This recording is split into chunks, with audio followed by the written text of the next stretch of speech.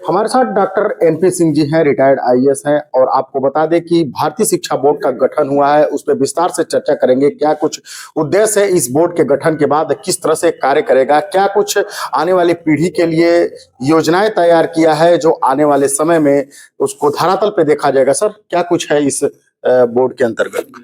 ये भारतीय शिक्षा बोर्ड का गठन जो हुआ है, ये भारत सरकार ने किया है और इसके संचालन का दायित्व पतंजलि योगपीठ को दिया है।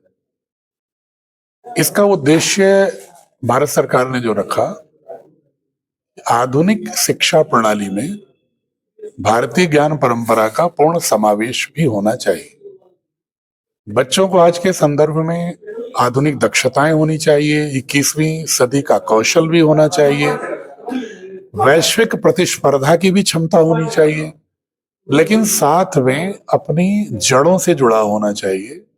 और वो भी उस देश की संस्कृति जो विश्व की सबसे प्राचीनतम और निरंतर चली आ रही संस्कृति है, प्रवाहमान संस्कृति है, उसके विभिन्न पड़ावों पर विभिन्न क्षेत्रों में जो ज्ञान सृजन हुआ है, उस ज्ञान सृजन की सुव्यवस्थित बोध अगर बच्चों को नहीं होता है तो बच्चों में आत्मविश्वास, आत्मगौरव का भाव नहीं होता।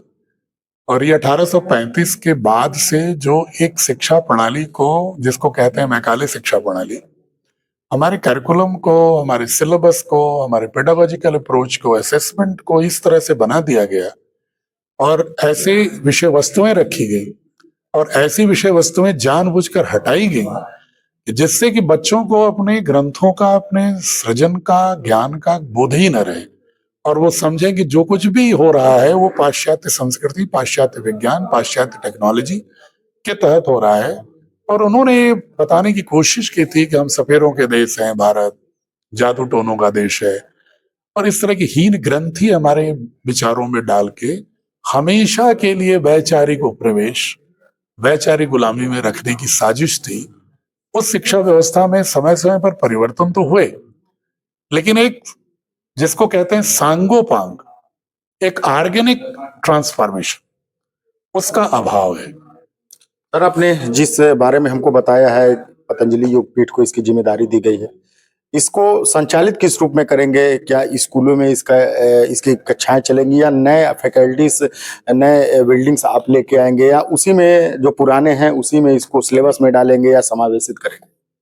जैसे एक सीबीएसई बोर्ड है ना, उसी तरह से एक समानांतर बोर्ड है।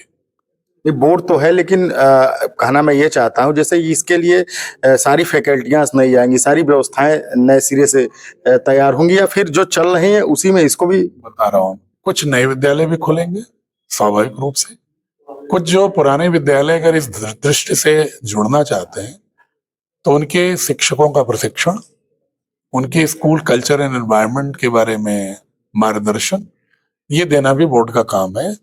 और कुछ मानक के रूप में हर प्रदेशों में कुछ विद्यालय भी पतंजलि योगपीठ आचार्य कुलम की तरह खोले। और क्या कुछ इसमें नया आप लोग लेके आ रहे हैं आज के जनरेशन को देखते हुए? जो पुरानी आपने कहा पद्धतियां हैं, उसमें बहुत सारे खामियां थी, बहुत सारी चीजों को समावेशित नहीं किया गया था। उन सब चीजों के साथ नए टेक्नोलॉजीज आ रहे हैं, नई व्यवस्थाएं आ रही हैं, इनके लिए क्या तैयारियां हैं? देखिए, हमारी तैयारी सारे विषयों के लिए है। बच्चे को आज की 21वीं सदी में artificial intelligence, data science, cyber, इसका बोध तो होना ही है।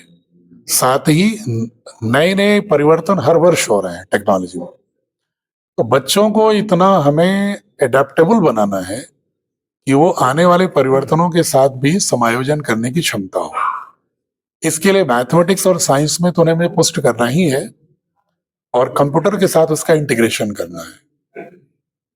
साथ में भारतीय ज्ञान परंपरा को जो लाएंगे, बोझिल रूप में नहीं लाएंगे, बहुत ही रुचिकर ढंग से इसी आधुनिक सामर्थ्य के साथ उसको हम सम्मिलित और समावेशित करते हुए करें। और क्या कुछ नया लेके आ रहे हैं आप इस सेक्टर में?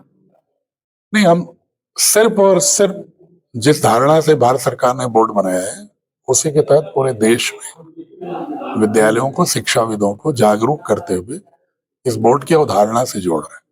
हमारे साथ डॉक्टर एनपी सिंह जी थे। आपको बता दें कि भारतीय शिक्षा बोर्ड के अंतर्गत सरकार जो चीजें लेके आ रहे हैं उसके संदर्भ में आज गोरखपुर थे, हमसे बात कर रहे थे। तमाम विषयों पे चर्चा की इन्होंने। आने वाले किस तरह से कार्य किया जाएगा, किस संस्था के अंतर्गत कार्य किया जाएगा, कैसी फैकल्टियां रहेंगी, उन सब बातों पर चर्चा के। बाकी इस खबरों के लिए जुड़े रहे हमारे साथ।